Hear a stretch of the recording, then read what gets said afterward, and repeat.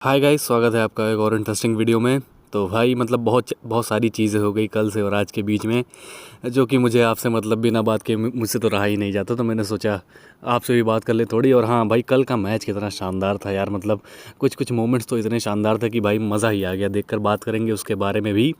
मथीशा पथराना के बारे में बात करेंगे। खलील का जो टैंपरिंग वाला था उसके बारे में थोड़ी सी बात मैं और करूँगा। और आरसीबी के भाई प्लेयर्स भी कुछ उसी तरीके से बनते जा रहे हैं जैसे उनके फैंस हैं। उसके बारे में भी हम लोग थोड़ी चर्चा करेंगे, क्योंकि भाई ज़्यादा हो रहा है अब। मतलब बात करेंगे। वैसे मेरे कहने से कुछ होगा नहीं, लेकिन मैं अपना मैसेज काफ़ी लोगों को पहुंचाना चाहता हूं जो किसी इसके फैंस हैं। बस मेरा यही मकसद है। तो भाई हाँ, मतलब मैंने सोचा बात करूंगा थोड़ा। और थोड़ा पॉइंट्स टेबल के बारे में बात करेंगे, क्योंकि सारी टीमों ने एक एक मैचेस अब खेल लिए हैं और कैसा दिख रहा है पॉइंट टेबल, और क्या हमारे फेवर में हो सकता है, क्या होना चाहिए, ये सब हम इसमें फिगर आउट करने वाले हैं। तो पूरी वीडियो ज़रूर दिखेगा, मज़ा आएगा आपको। और ये पीछे जो आपको भौंकने की आवाज़ आ रही है वो हो सकता है आरसीबी वाले हों, तो आप उसको इग्नोर कर सकते हैं। तो चलिए फिर इस वीडियो को शुरू कर लेते हैं। लेकिन उससे पहले आप टेलीग्राम अगर ज्वाइन करना चाहते हैं तो डिस्क्रिप्शन में और कमेंट में आपको लिंक मिल जाएगी। और चैनल को ज़रूर सब्सक्राइब कर दीजिएगा, वीडियो को ज़रूर लाइक कर दीजिएगा। इसके बाद हम लोग शुरू करते हैं इस वीडियो को। तो सबसे पहले तो हम लोग बात कर लेते हैं भाई कल के मैच के बारे में। तो कल का मैच में ज़्यादा तो बात करूंगा नहीं, क्योंकि आपने तो पूरा देख ही लिया होगा हाईलाइट वाईलाइट। लेकिन जो थोड़ा उसमें पॉइंट करने वाला चीज़ है वो मैं आपको बताना चाहता हूँ। तो सबसे पहले तो मैं विजय कुमार विशक की बात करूँगा भाई। आप मतलब उनकी परफॉर्मेंस अगर देखेंगे तो आपको समझ आ जाएगा कि उनकी एक्स टीम कौन सी थी। अब मैं बात नहीं करूँगा कौन सी टीम थी, आप समझ गए होंगे अगर आप अच्छे से आईपीएल एकदम देखते हैं। और श्रेयस अय्यर की भाई क्या शानदार पारी थी भाई। मतलब मुझे एक प्लेयर याद आता है।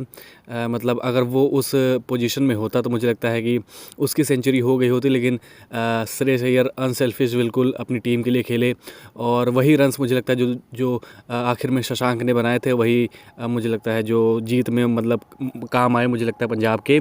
और अगर आप समझ गए होंगे कि कौन सा प्लेयर की मैं बात कर रहा था, जो कि अपने शतक के लिए ज़्यादा ट्राई करता है, ना कि टीम का स्कोर के लिए, तो आप कमेंट में ज़रूर लिख दीजिएगा। वैसे अगर आप देखते हैं आईपीएल तो ये भी आप समझ ही जाएंगे। फिर हम लोग बात करते हैं थोड़ा आरसीबी के मतलब प्लेयर्स के बारे में। तो चलिए, आपसे पूछा गया कि भाई क्या सोचते हो आप चेन्नई को देखकर। तो विन विन मतलब बताया रजत पाटीदार ने।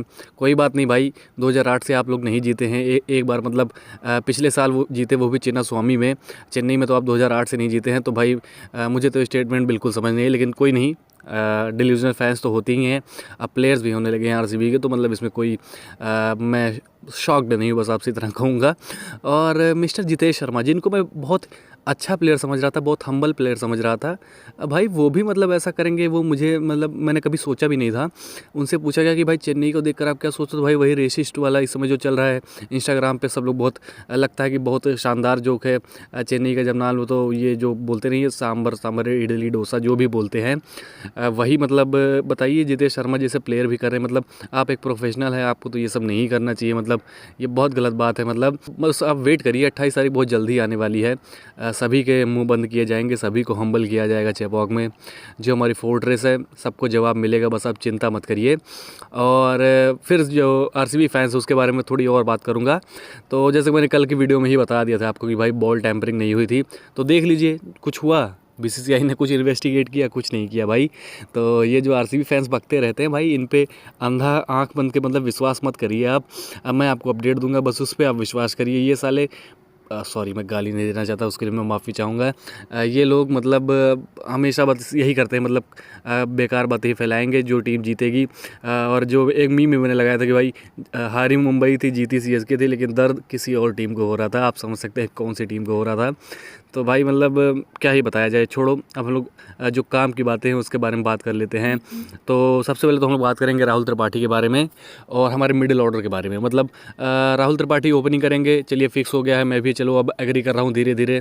लेकिन कुछ लोग शक कर रहे हैं कि भाई राहुल त्रिपाठी फॉर्म में नहीं है यार, इनको ड्रॉप करके कॉन्वे को ओपनिंग कराना चाहिए। लेकिन अगर आप ओजी आईपीएल क्रिकेट फ़ैन हैं, मतलब अगर आईपीएल आप अच्छे से देख रहे हैं, फॉलो कर रहे हैं, तो 16-17 का सीज़न तो आपको याद ही होगा। आरपीएस में जब राहुल त्रिपाठी खेलते थे तो भाई कितनी शानदार वो इनिंग्स खेलते थे, कितना शानदार वो शुरुआत दिलाते थे आरपीएस को।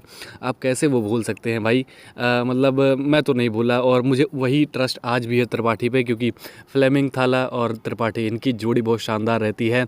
और इस साल फिर से रीयूनाइट हुए हैं, तो वो आपको फिर से दिखाएंगे कि वो क्यों पिक किए गए सीएसके के द्वारा ऑक्शन में, और क्यों इतना जो भरोसा है वो सीएसके जता रही है उनके ऊपर।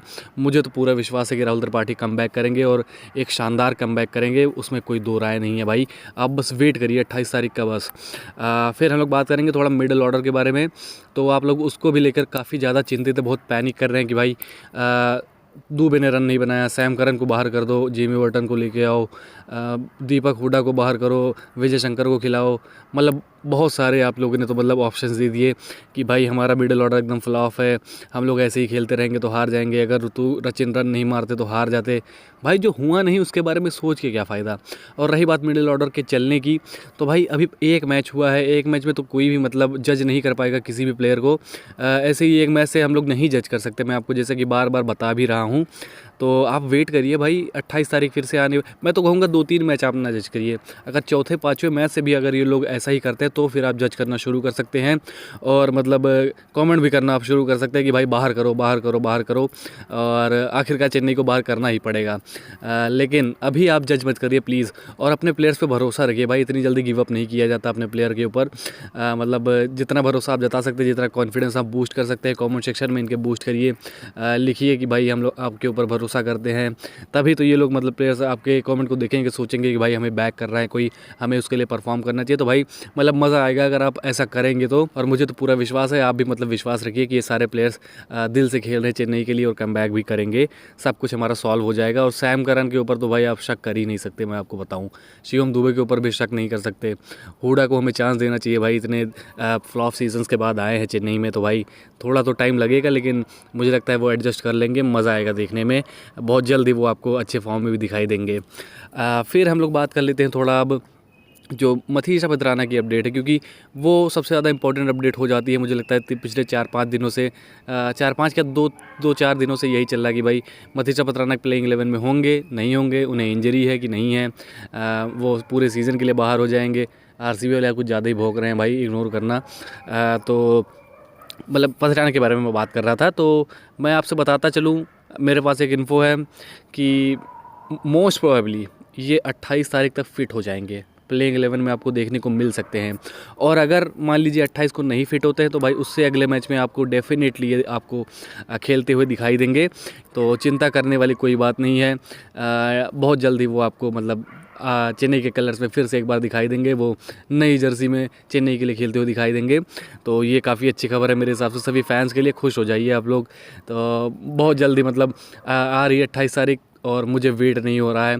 अगर आप चाहते हैं कि भाई मैं आरसीबी से चेन्नई का कंपैरिजन करूं, तो मैं कल वो वीडियो ड्रॉप कर सकता हूं, क्योंकि मेरे पास बहुत ही शानदार एक स्क्रिप्ट रेडी है। तो आप अगर देखना चाहते हैं तो भाई कमेंट में मतलब भर दीजिए कि ड्रॉप करो वीडियो, तो मैं कल ड्रॉप ही कर दूंगा। तो फाइनली अब हम लोग बात कर लेते हैं कि पॉइंट्स टेबल में क्या चल रहा है, क्या हाल चाल है। तो चलिए शुरू करते हैं इसको पहले हम। तो जैसा कि आप देख सकते हैं कि सभी टीमों के एक एक मैचेस हो चुके हैं, और टॉप जो 5 टीम्स हैं उन्होंने एक एक मैचेस जीते हैं, जो नीचे की 5 टीमें हैं उन्होंने एक एक मैचेस हारे हैं। सबसे ऊपर आपको सारे दिखाई दे रही होगी, उसके नीचे आरसीबी।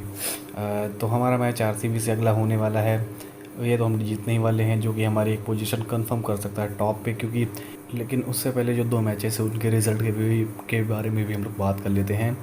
सबसे पहले तो आरआर और केकेआर वाला जो मैच है, उसमें अगर हम लोग देखें तो कोई भी जीते हमें इतना फ़र्क नहीं पड़ेगा अगर हम लोग अपना मैच जीतते हैं। अगर फिर हम लोग बात करें एसआरएच और एलएसजी वाले मैच की, तो मेरे हिसाब से उसमें एलएसजी का जीतना ज़्यादा हमारे लिए फ़ायदेमंद होगा, और मेरी सेकंड फेवरेट टीम भी है, तो अगर जीतती है तो भाई मेरे को तो मज़ा ही आ जाएगा। अगर ये सारे हमारा फेवर में जाता है तो भाई हम लोग टॉप पे पहुंच जाएंगे एकदम शानदार तरीके से, और आरसीबी को हरा भी देंगे, तो भाई सोने पे सुहागा आप ये मान के चल सकते हैं। अगर ऐसा निकल जाता है तो भाई आपको मतलब मेरी तारीफ़ ज़रूर कर दीजिएगा भाई, मतलब मैं प्रेडिक्ट कर रहा हूँ कि ऐसे होने वाला है। तो चलिए फिर इस वीडियो को यहीं पर ख़त्म करते हैं, लेकिन उससे पहले अगर आपको टेलीग्राम ज्वाइन करना है तो प्लीज़ डिस्क्रिप्शन में आपको लिंक मिल जाएगी, कमेंट में आपको लिंक मिल जाएगी, वहाँ पे आपको सारी अपडेट्स मिलती है, सबसे पहले न्यूज़ मिलती है। आपको फ्री में IPL कैसे देखना है वो भी आपको वहीं पे पता चल जाएगा, क्योंकि अंबानी जी तो भाई अपना पूरी कोशिश कर रहे हैं कि हम लोग फ्री में IPL ना देख पाएँ। तो चलिए फिर इस वीडियो को यहीं पे ख़त्म करते हैं। उससे पहले सब्सक्राइब ज़रूर कर दीजिएगा चैनल को, और वीडियो को लाइक ज़रूर कर दीजिएगा। सब्सक्राइब आप कर दीजिए, लाइक करिए ना करिए, लेकिन अगर आप करते हैं तो भाई बहुत मनोबल बढ़ता है। भाई लाइक भी कर दीजिए, मैं ऐसे ही भूल गया, सॉरी। तो चलिए फिर वीडियो को यहीं पे ख़त्म करते हैं और मिलते हैं आपसे अगली वीडियो में। तब तक के लिए बाय।